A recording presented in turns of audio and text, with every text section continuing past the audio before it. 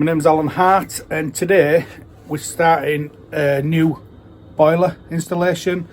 So we're going to take out this old Worcester Bosch boiler. I'll show you that shortly.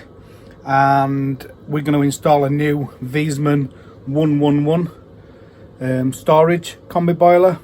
So I'll show you them now. So we've got the old, so that's an old boiler there, an old Worcester Bosch. It's like a CDI, but it's actually the British Gas branded boiler. And we're going to put the new boiler on the wall here. So I've put some ply behind where the boiler's going to be. We're going to put that little piece in there as well. So the new boiler's going to go on there. Just got Danny, just say hello, Danny. Hello everyone. Just got Danny just sorting out his cutters, just changing some blades and lubing them all up and making them good to work. And then we've got his boiler there. That's his Viessmann 111. Danny's removed all the lagging off this now. If we have a look at the pipes go directly under where we're going to put the new boiler. So we can cut these pipes back, and it should be quite easy really, this one.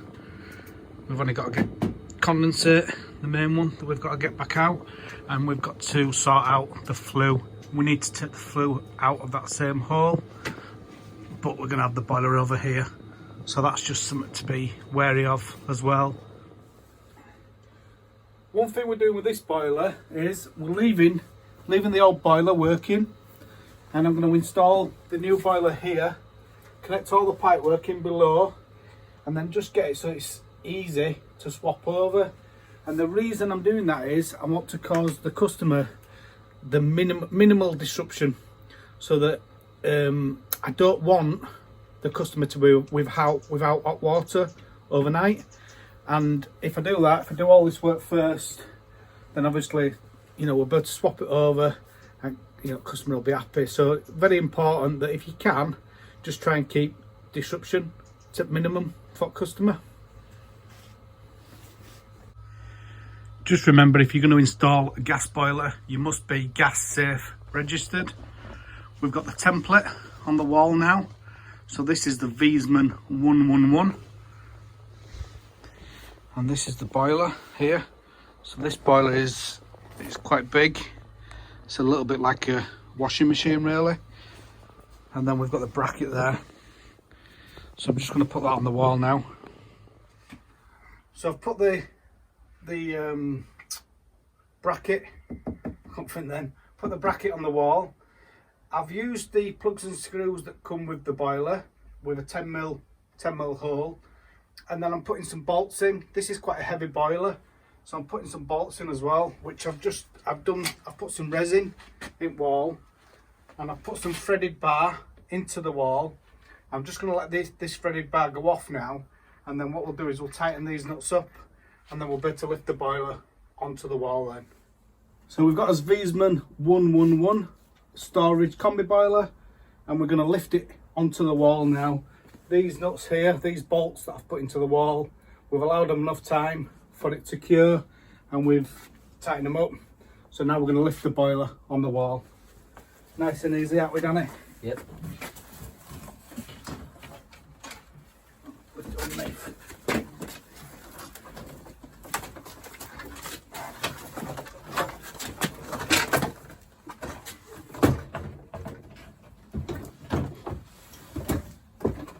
Yum.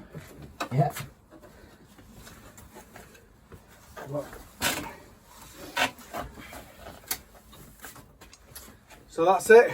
Boiler's on wall. A lot easier when I've got Danny with me. Last time I did it, I had Luke with me, my young lad, and it was a bit of a struggle. Let's have a look at the boiler now. I'm just going to watch Danny do this, and I'm going to give him little tips if he needs it. But mainly what I'm going to get him to do, I'm going to oversee him looking at instructions and making sure that it's all getting done correctly. I believe that people learn better if they'd sort of dropped in deep end. But I'll still give him a cuddle if he needs a cuddle, don't I? Yeah, I probably will. So what are you doing now? I'm gonna go for the gas first. You're just going to put some pipes on under here? Yeah, in the middle. So we've just got Danny now doing some pipe work underneath, and he's going to use the new press gun that we've got. He's marking the fittings with a black marker pen so that he knows that the fitting hasn't come out before he presses it, which I'll show you that shortly. We're going to put a central heating filter on this system. Normally I would use the Amiga filter because I think the Amiga filter is a very, very good filter. On this job I'm going to use this one. I'll just show you.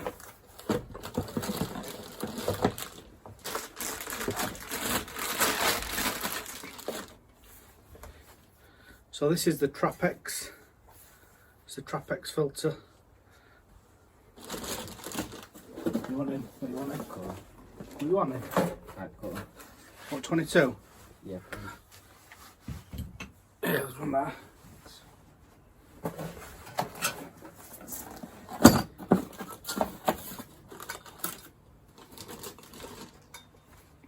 If we look at both these filters here, just lift that up a bit.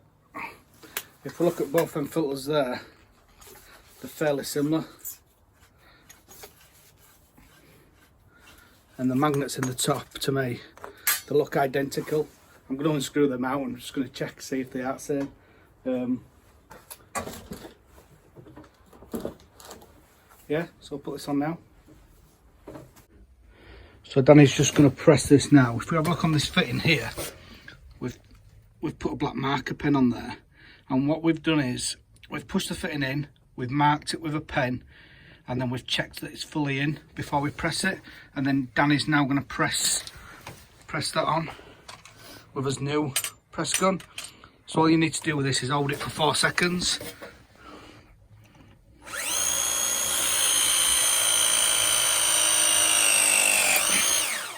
And then it just presses itself.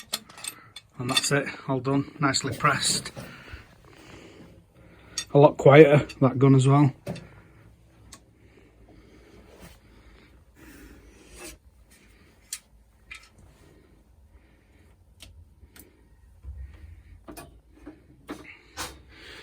Danny's putting all pipes on here now, just leveling them all up with laser level. This boiler is the Viessmann 111. So it's the Viessmann's 111 and it's 35 kilowatts. Now this is a storage combi. Some people say, why don't you just fit a 42 kilowatt combi? The difference with a normal combi boiler gives you a temperature rise.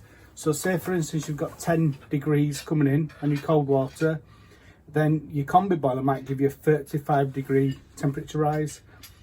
And it's not instantaneous, you know, it's not there. You've got to turn the boiler on. So normally you might get 45 degrees, you might get 50 degrees if you slow tap down a little bit. The difference with this is this stores some hot water and it stores it at 60 degrees or whatever temperature you set it up front. And when you turn the tap on, the water's already there, ready to come to the tap. So it's that, you know, it's better than a normal combi. The other thing as well is it's 35 kilowatts this, so it's the flow rate, even if you'd run out of the store, which you'd struggle to do, but even if you did, it would revert back to a 35 kilowatt combi boiler, so you'd still get a very good flow rate from it. So all in all, the 111, I think it's a really, really good boiler. So yeah, let's carry on installing it. Danny's just piped the gas up now. He's just done a bend there. Looks nice, does that, Danny? Thank you. Is that the first time you've done a bend like that on a job? Yeah, it actually is. I'm well impressed with it. Well done, it looks good. Thanks. What Danny's done here is got most of the pipes ready just to connect in. So once we're ready to cut them, which will be tomorrow, we'll cut these and we'll just swap it over. Same with this one, same with this one here, same with on code over there. So it's all just ready, and gas is done there, and gas goes up, all the way up there, across, and if you see there again, it's ready just to cut and just put a socket in. So it's all ready just to swap over. Flue's in, and flue's ready just to swap over as well. Obviously we'll be changing that banding. We don't put strap band on flues. We'll be putting some proper clips on that as well. But that's it. That's going to be for an expansion vessel. So we're going to put, I'm going to get a new one, but I'm going to get another expansion vessel similar to that.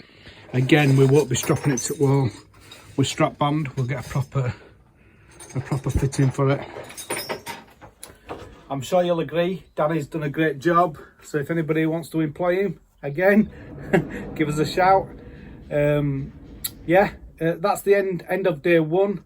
We'll be back tomorrow to finish off, and we'll do an updated video. If you've got any questions, please ask them in the comments below, and if you'd like to subscribe, just click up here somewhere. Thanks for watching.